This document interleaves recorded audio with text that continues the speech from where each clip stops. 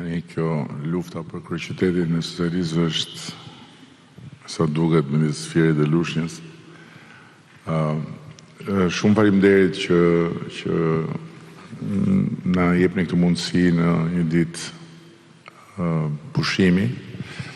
Dhe vjen shumë mirë që jemi sot këtu në vazhdimin e këtij procesi kontaktesh intensive me të gjithë bazën e Partisë Socialiste, duke nisur nga asamblet socialiste të njësive vendore, njëkohësisht duke ushtrirë në çdo organizat ku do të bëhen edhe zgjedhjet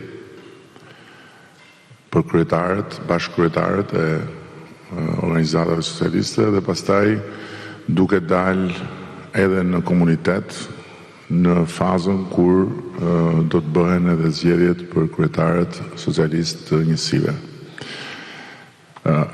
Natyrisht që ky është sebebi, por nuk është motivi kryesor pse ne e pam të udhës që të bëjmë këtë fushat, mund ta quajmë komunikimi, sepse motivi kryesor lidhet me momentin që kalon vendi, me sfidën e jashtëzakonshme historike të quajës përpara të negociatave të antarësimit dhe të mbylljes së tyre, me domosdoshmërinë që kemi pranë njerëzve për t'i informuar lidhur me punët e vendit, me punët e Shqipërisë, për të cilat shqiptarët shohin e dëgjojnë pak ose as pak në pasqyrat e informimit, ku ditën dhe natën ligjin e bën gënjeshtra, tash e themi gjysmë e vërteta që është dhe gënjeshtër më e madhe, sajesa nga më të ndryshmet, përveç atyre që ne na kanë dhënë votën dhe na kanë dhënë mbështetjen në 11 maj të vitit shkuar, askush tjetër nuk na e fal dhe nuk do t'ja di fare për ato fitore që ne morëm, në kuptimin e respektit, dhe as për pse na zgjodhen ne shqiptarët në kuptimin e detyrave, po do vetëm sherr, shamata, thashë them, bal, llum, luc e çfarë doni. Ndërkohë që gjithë kjo bie edhe mbi ju, bie edhe mbi ata që na kanë dhënë votën, sepse të rish dhe të dëgjosh për ditë e për natë vetëm keq dhe vetëm zi, sigurisht që diçka ndodh në aspektin e motivimit. Por ne nuk kemi një mundësi të korrigjojmë të tjerët. Ne kemi mundësi vetëm të korrigjojmë veten dhe të përmirësojmë punën tonë, dhe pjesë e kësaj është edhe rritja e komunikimit me njerëzit drejt për drejt, për t'y informuar dhe për të ndarë me njerëzit se ku jemi dhe se ku po ecim. Duke filluar nga një e vërtet shumë e thjeshtë, sepse u mbush gjithë hapësira e tenxhereve me një vorbull të madhe, u bllokuan negociatat, u penguan, u ndaluan, mbaroi kjo punë, e humbëm trenin për në Europë, e humbëm shansin, e dogjëm. një gënjeshtër me 7 bishta. As nuk është bllokuar, as nuk është ndaluar, as nuk është penguar, asgjë. Ndërkohë që e vërteta është që ne po ecim sipas planit. Kemi një plan të dakordsuar me Komisionin Evropian. Është një kalendar që na e ka vënë Komisioni Evropian përpara. Kur unë e thosha gjatë fushatës, ata thoshin që unë gënjeja për të marrë votat. Tani thonë mos se u prish kalendari. Dhe negociatat vazhdojnë. Dhe prap, edhe për këtë fazë, që do të mbyllet në vijim, kur të mbyllet, do ndodhi si me bordin e paqes, si me flamurin gjerman, edhe si që ka ndodhur gjithmonë. Gënje sa të mundesh, gënje këtë mundesh, mundësisht gënje sa më shumë,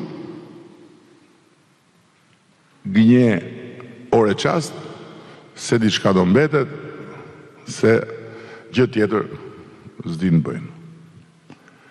Por ajo që është e rëndësishme është që ne të mos humbasim fokusin për shkak të gjithë këtyre zhurmave dhe të mos humbasim sensin e përgjegjësisë historike që kemi për ta bërë realitet antarësimin e Shqipërisë në Bashkimin Evropian. Është hera e parë që fati ju buzëqesh shqiptarëve dhe Shqipërisë. Pse e them këtë? Sepse është hera e parë që të gjithë të mëdhenjt që na duhen për të realizuar atë që është një ëndër historike, ne i kemi me vete. I kemi bërë me vete dhe na duan me vete. Dhe e filluam nga bishti i fundit i kavallit dhe jemi tani në pararojit procesit bashkë me Malezi. Në 11 muaj kemi hapur të gjithë kapitujt, nuk e ka bërë asnjë vend tjetër.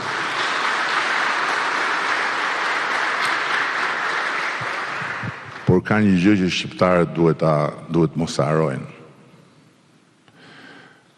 Dgjoni këtu, të gjitha vendet e reja që kanë hyrë në Bashkimin Evropian kanë pasur luftra brendshme politike.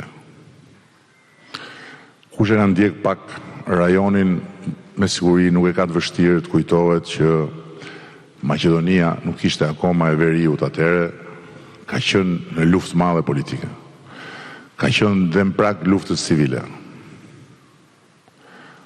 Por nuk ka bërë vaki dhe e thonë ata, ore s'ka bërë vaki të vi opozita e Maqedonisë në Bruksel dhe të mos lërë gjë pa thënë, duke u lutur që bllokojeni Maqedoninë. Ndalojeni Maqedoninë, vendin e tyre. Nuk ka bërë vaki. Malizi ka pas dhe Malizi probleme, Malizi ka probleme të harmonisë etnike. Nuk ka bërë vaki, nuk na kanë ardhur ndonjëherë, thonë ata në Bruksel, opozita malazeze, që të na rroganisi me të tërat zezat e mundshme, a thua se ne jetojmë në hënë, ata kanë përfaqësinë e tyre me 50 veta, me 60 veta, kanë nuk e di sa mira njerëz që merren me ne në Bruksel, shkojnë këta, ju tregojnë atyre se çfarë ndodh në Shqipëri. Bullgaria sot e gjithë ditën nuk gjen paqe nga zgjedhje, partira, historira, është në Bashkimin Evropian. Edhe kështu ka qenë edhe para se të hynte, por nuk ka ndodhur që partitë të nisen mbas Berihajit e të shkojnë nëpër kryeqytetet e Europës e të bëjnë copash vendin e tyre.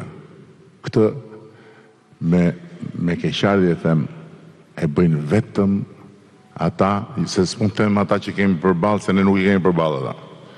Ata i kemi mbrapa. Dhe i kemi gjithmonë më mbrapa. I kemi gjithmonë më mbrapa. Por nuk ndodhin këto gjëra. Nuk dalin njerëzit kështu nga vetja të sakatojnë vendin e tyre në gjuhë huaj për nuk e di për çfarë. Se unë nuk e kuptoj. I gënjen mendja që do na mundin ne këtu duke dalë në televizorja shtetit. Do na mundin ne këtu duke shkuar në Bruksel, duke lehur. I gënjen mendja që do na ulin ne e do ngren veten. Sa më shumë ta bëjnë këtë gjë, aq më shumë do zhyten. Se jo të gjithë janë të lumtur që Shqipëria po bën sukses. E kemi filluar punën me 300-400 milion mesatarisht investime të huaja. Kemi shkuar mbi 1.5 miliard. E kemi filluar punën me 2 milion e ca turist. Gjithë shqiptarët që dilnin jashtë, kur futeshin në Rinas ose në Kakavi, i numëronin për turist. 2 milion e ca ju dilnin. 12 milion me pasaport huaj kemi arritur ne të kemi në Shqipëri.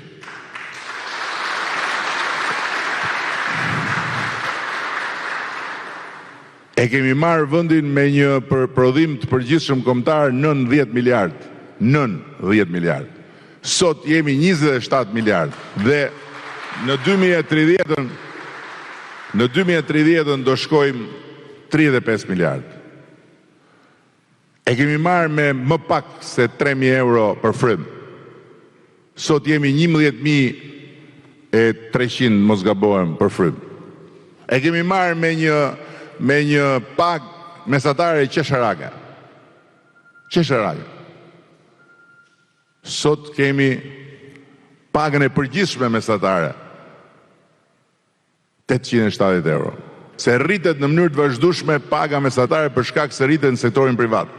Dhe duhet me indjek çdo 3 muaj. Ndërkohë që në sektorin publik ka shkuar mbi 1.000 euro.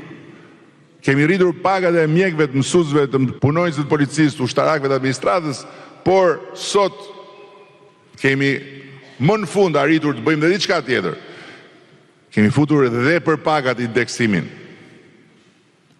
Gjë që e dinim që ishte i nevojshëm, por nuk e bënim dot. Indeksimin e bënin vetëm për pensionet, se nuk mund t'i linim pensionistët pa rritje pensionesh dhe pa indeksim, se i binte që t'i linim në këmbët e inflacionit. Dhe prandaj, kur rritja e pagës ishte X, inflacioni, sado që e kemi pasur gjithmonë të ulët, e ulte fushin blerse. Sot s'ka më, sot çdo pagë ka edhe indeksimin e inflacionit. I them këto me pasion sepse realisht është shumë e rëndësishme që ne të jemi me këmbë tokë, me kokën lart dhe të shohim përpara. Shumë faleminderit për mikpritjen, se s'do ju mbaj edhe më gjatë se është edhe ditë pushimi. Ju uroj të gëzuar Pashkët se keni Pashkët ortodokse.